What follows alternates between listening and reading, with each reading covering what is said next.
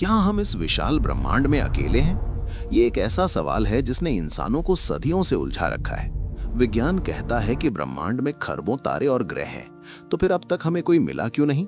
आज की वीडियो में हम अमेरिकी रक्षा विभाग DOD की ताजा AARO रिपोर्ट, ड्रेक इक्वेशन के गणित और उस डरावनी ग्रेट फिल्टर थ्योरी की बात करेंगे जो बताती है कि शायद हम कभी एलियन से ना मिल पाए। गणित क्या कहता है?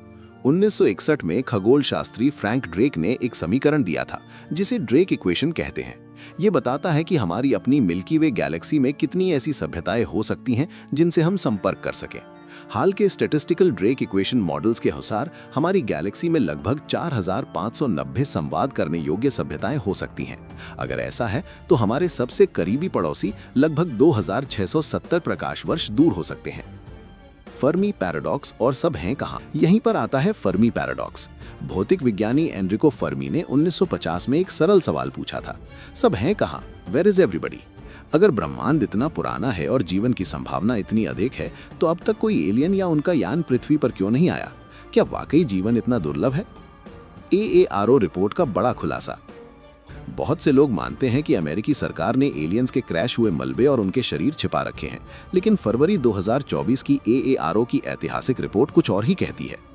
AARO ने 1945 से अब तक की सभी आधिकारिक जांचों की समीक्षा की और उन्हें कोई सबूत नहीं मिला कि किसी भी UAP यानी UFO का संबंध एलियन टेक्निक से था।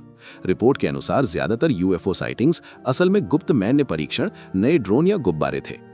यहाँ तक कि जिस मलबे को एलियन यान का हिस्सा बताया गया था, वो असल में पृथ्वी पर बना एक साधारण धातु का मिश्रण मैग्नीशियम एलॉय था। द ग्रेट फिल्टर, एक चेतावनी। होस्ट, तो फिर सन्नाटा क्यों है? एक थ्योरी है द ग्रेट फिल्टर। ये कहती है कि शायद हर उन्नत सभ्यता एक ऐसे बिंदु पर पहुंचती है जहां वो खुद को तबाह कर लेती है। परमाणु युद्ध, जलवायु परिवर्तन या अनियंत्रित आर्टिफिशियल इंटेलिजेंस IA वे फिल्टर हो सकते हैं जो जीवन को आगे बढ़ने से रोक देते हैं।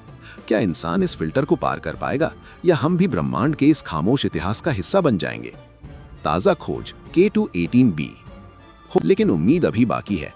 जेम्स वेब स्पेस टेलीस्कोप ने हाल ही में K2-18b नाम के एक ग्रह के वायुमंडल में डाइमिथाइल सल्फाइड DMS के संकेत पाए हैं। पृथ्वी पर ये अणु केवल जीवन जैसे शैवाल द्वारा बनाया जाता है। हालांकि वैज्ञानिक अभी इसकी पुष्टि कर रहे हैं, पर यह खोज बताती है कि हम ब्रह्मांड में जीवन खोजने के बहुत करीब हैं।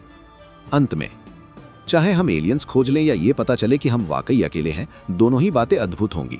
जैसा कि मशहूर लेखक कार्ल सेगन ने कहा था, ब्रह्मांड में जीवन की तलाश असल में खुद की तलाश है।